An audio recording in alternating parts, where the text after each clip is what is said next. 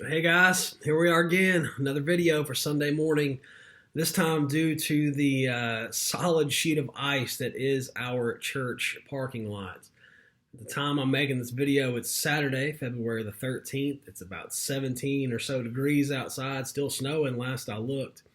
And our parking lot is just solid ice. There's no way we're going to be able to have church tomorrow. It's not safe to walk across.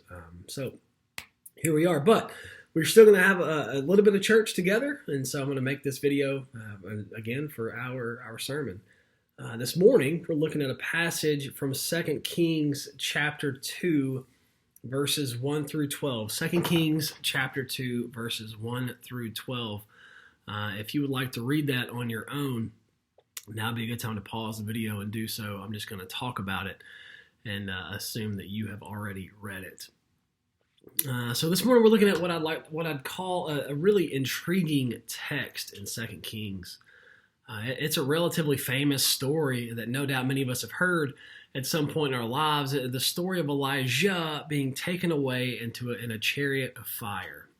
The church has talked a lot about this story over the years, and rightfully so. It's a story that just has so much going on.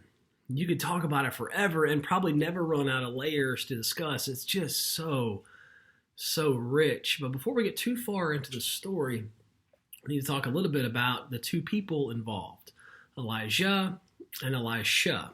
Now, Elijah was a prophet of the Lord during the 9th century BCE, and this was during the reign of King Ahab, but probably more importantly, his wife, Queen Jezebel. King Ahab is noted for following the advice of his wife and leading the nation of Israel into idolatry. See, Queen Jezebel worshipped the false gods of Baal. She did some other stuff too, but that's what she's most remembered for, and it was during these idolatrous times that Elijah prophesied. Now, it's important to note that Elijah wasn't the only prophet at the time. There were actually hundreds of prophets of the Lord, but as we'll see that in our text, but Elijah was known as the prophet of all prophets. He was the top dog, the big kahuna. But even though he was kind of the king of the prophets, he wasn't perfect. Like all prophets, he was a little weird. But he's probably most noted for his propensity to violence. It was probably his biggest downfall. But at the time of our passage this morning, Elijah's reign was coming to an end, and he knew it. Now, not only was Elijah the prophet of all prophets, he also had a ton of disciples, and his best and most loyal disciple was a man by the name of Elisha. And one day, Elijah and Elisha were on their way to Gilgal.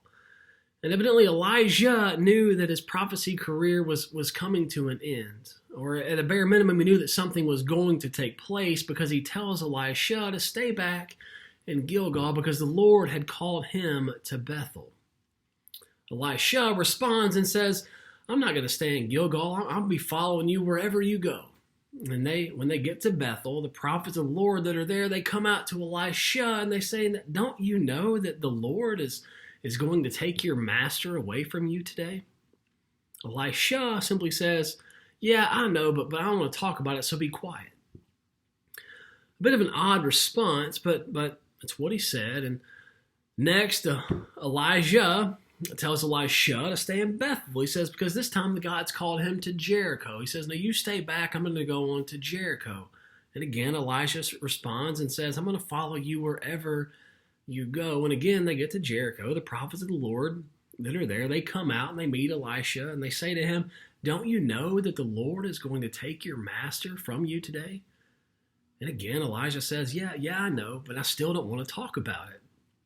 And a third time, Elijah tells Elisha, he says, you stay back and I'm going to go on somewhere else. God's called me to go on somewhere else. This time it was to the Jordan River. And for the third time, Elisha tells Elijah, he says that I will follow you anywhere. I'm not going to let you leave me behind. When they get to the Jordan, there's 50 prophets of the Lord that come out this time. But this time they stay at a distance. They don't say anything to Elisha, but they can still see everything that's going on. And when the two men get to the river, Elijah takes off his cloak. And he touches the water of the Jordan River with it. And the river parts, and the two men walk across on dry ground. Once on the other side, Elijah says to Elisha, "You've proven to me that you are devoted. You have followed me everywhere, and what can I do for you before I depart? Is there anything I can give you before I depart from this world?" And amazingly, Elisha asks for a double portion of Elijah's spirit. Now, this request is really, really noteworthy because it meant that Elisha was asking to be the heir to Elijah's prophetic throne. In those days, we talked about this before, the firstborn son, who was the legitimate successor of the father, was given a double portion of the inheritance. It was their birthright.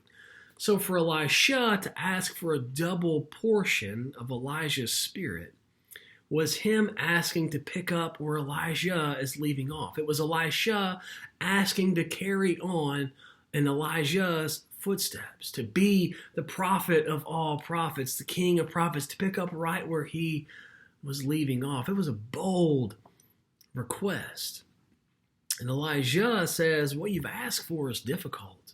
It's a monumental task, but if you get to see me taken away, it will be given to you. The two men continued on their journey when all of a sudden a chariot of fire being pulled by horses of fire separated the two men, and it carried Elijah into heaven like a whirlwind. And seeing all this take place and remembering what Elijah just told him, Elisha cries out and he immediately rips his cloak in half.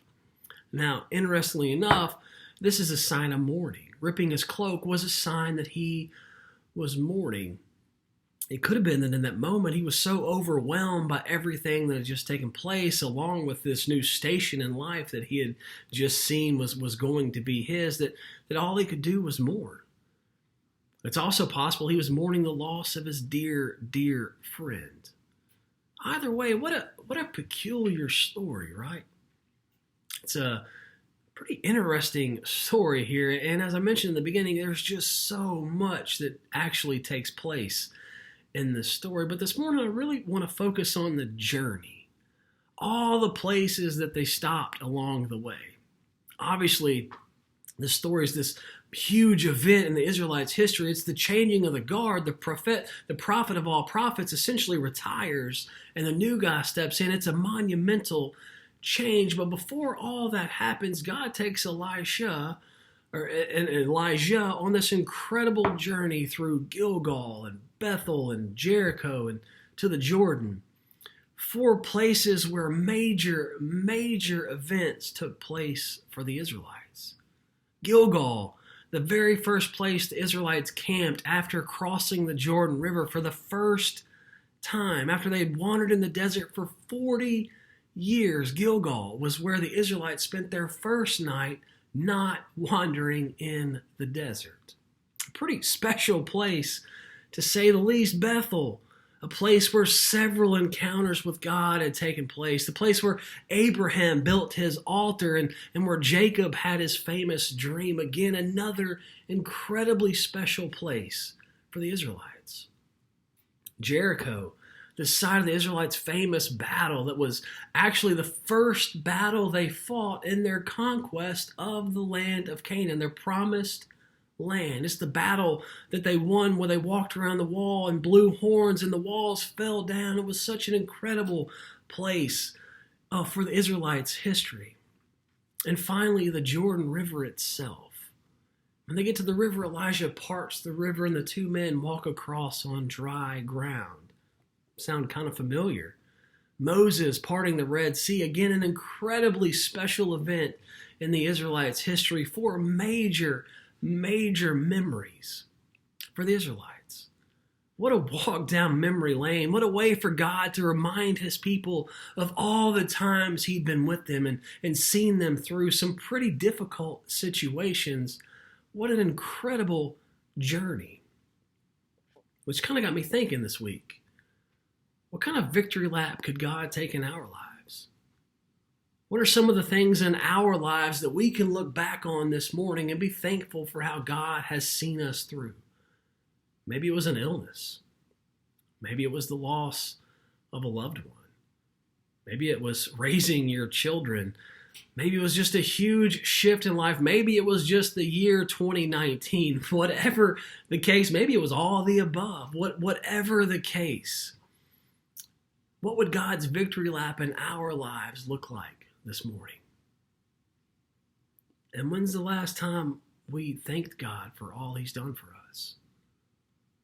What would God's victory lap look like in your life? Where are the areas in your life that God has seen you through? And when's the last time we just took some time and thanked God for all He's done for us? So this morning, I want to encourage you just to take a little time and look back on your life and spend some time in prayer this morning, thanking God for everything that He's carried you through so far in life. Just spend some time thinking back on all that God's done for you, what your victory lap or God's victory lap in your life would look like, and just spend some time thanking God for how far He's carried you in this life so far. I love you guys.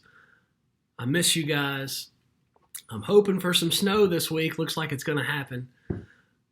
But I look forward to being with you again in person when our parking lot is safer next week. Stay warm, stay safe, and I'll see you soon.